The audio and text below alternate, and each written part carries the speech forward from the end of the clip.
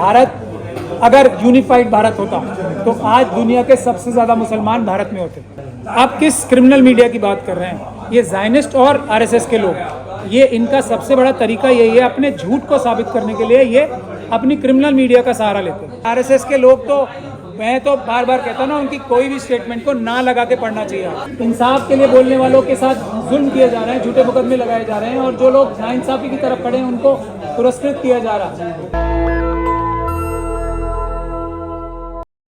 किस किस चीज़ की गिनती गिनवाऊं मैं? इन सभी का सोल्यूशन जब ही निकलेगा जब मुस्लिम कम्युनिटी मुनज़्ज़म हो, और क्योंकि अल्लाह ने हमारी ड्यूटी लगाई है कि सभी मजलूमों की हिफाजत करनी है, तो सभी मजलूमों की आवाज़ हम उठाएं, तभी कुछ सोल्यूशन निकलेगा। गाज़ा पर लगातार हमले किए जा रहे हैं। नहीं, वो तो किए ही जा रहे हैं, इसीलिए मैं बता रहा हूँ ना, क्योंकि भारत एक इतना बड़ा देश है।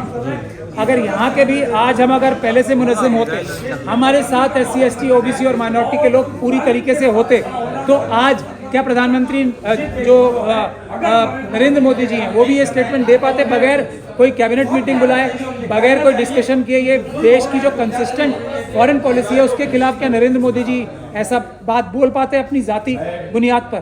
तो इसके लिए सबके लिए पहली चीज़ ज़रूरी है कि तंजीम बनाई जाए, और तंजीम ऐसी बनाई जाए जो ईमानदार हो, बहादुर हो, ईमान वाली हो, किसी के लालच में ना आए, किसी से डरे नहीं। ये बुनियादी बात है। इसीलिए क्या लग रहा है तौकीर रज़ा की जो अपील है वो कामयाब साबित हो गई? कामयाब, देखिए, फ्यूचर बताना अल्लाह का काम है, हम लोगों को फ्यूचर नहीं पता। हम गुजारिश कर सकते हैं, मैं और मौलाना तौकीर रज़ा साहब गुजारिश कर रहे हैं कि हम बहादुरी का रास्ता, एक मौका देने के लिए, बहादुरी का रास्ता चुनने के लिए सबको बुला रहे हैं। बहादुरी, इंसाफ, बराबरी, इज्जत का रास्ता चुनने के लिए पीसफुल और आईनी संवैधानिक तरीके से बुला रहे हैं, तो सभी लोग आएँ, सभी का फर्ज है ये, कोई हमारी अपनी लड़ाई नहीं है। सर, टेलीविजन प्रोटेस्ट होते हैं, एक इजराइल के समर्थन में होता है, दूसरा प्रोटेस्ट होता है फलस्तीन के समर्थन में, उन पर FIR दर्ज की जाती है।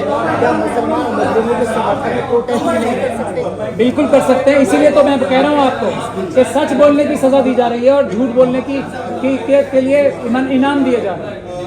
इंसाफ के लिए बोलने वालों के साथ जुल्म किए जा रहे हैं, झूठे मुकदमे लगाए जा रहे हैं, और जो लोग नाइंसाफी की तरफ खड़े हैं उनको पुरस्कृत किया जा रहा है। इसी सब के खिलाफ तो ये महापंचायत है एक जगह। और भारत देखिए, भारत अगर यूनिफाइड भारत होता तो आज दुनिया के सबसे ज़्यादा मुसलमान भारत में होते जी। तो ये भी एक साजिश के तहत मुल्क की तकसीम जो हुई है।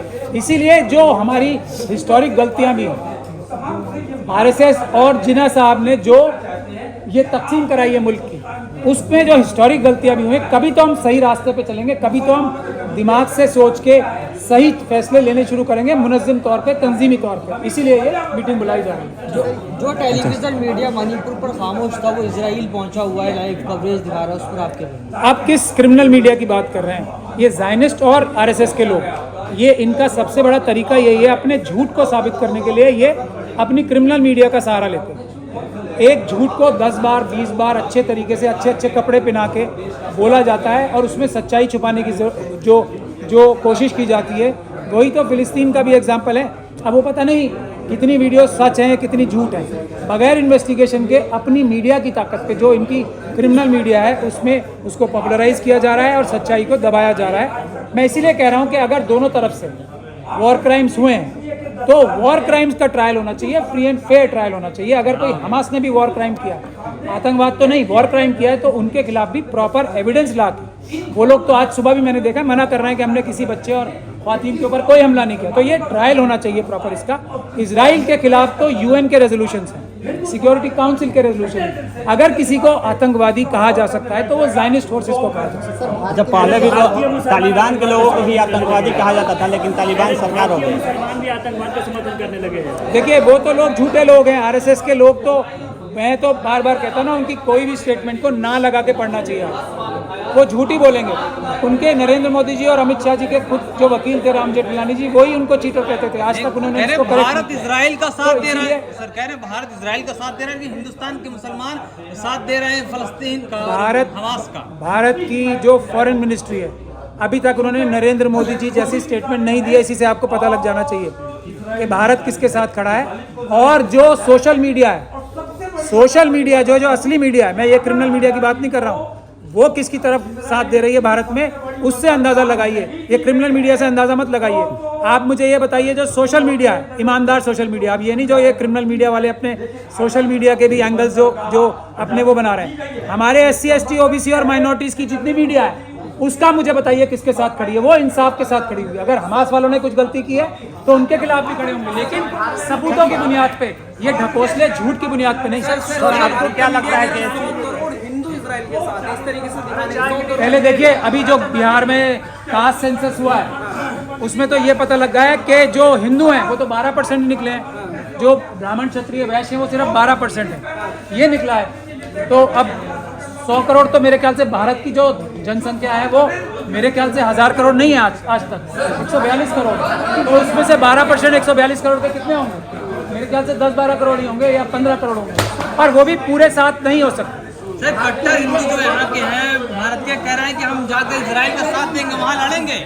नहीं, ये तो उनकी मर्जी है, प्रधानमंत्री जी उनको फैसिलिटेट करें, जाएं, यहाँ सिर्फ बड़ी बड़ी बातें ना करें, जाएं, कौन मना कर रहा है उनको? भारत की मीडिया एक और खबर लगातार दिखा रही कि 40 बच्चों का कत्लेआम किया है हमास ने, लेकिन इजरायली जो फौज है उसने इसका खंडन कर दिया है, लेकिन वो खबर अभी भी ट्विटर पर मौजूद है और वो ना हटाई गई है भारतीय मीडिया। मतलब मेन ये है कि देखिए, इसीलिए ये मुस्लिम महापंचायत हो रही है, और ये जो आपके भी मुंह से आप फिर भी आप भी एक झूठ बोल रहे हो ना, भारत की मीडिया ये नहीं दिखा रही है, मीडिया तो आप दिखा रहे हो, लोग मेन स्ट्रीम मीडिया है, वो क्रिमिनल मीडिया की बात करो ना आप। मीडिया तो मैं अभी बार बार बता रहा हूँ, मीडिया तो आप लोग हो, जो 4th पिलर ऑफ डेमोक्रेसी है, सोशल मीडिया है, आप लोग हो।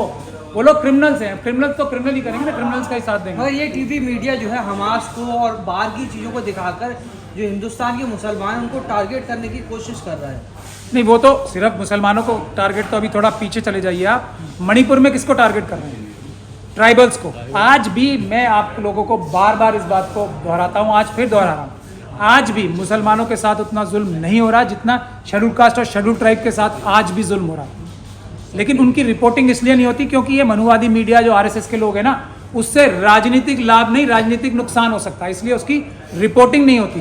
पेशाब कांड आपने देखा है, बताओ इससे ज्यादा गंदी घिनौनी सोच किसी की हो सकती है?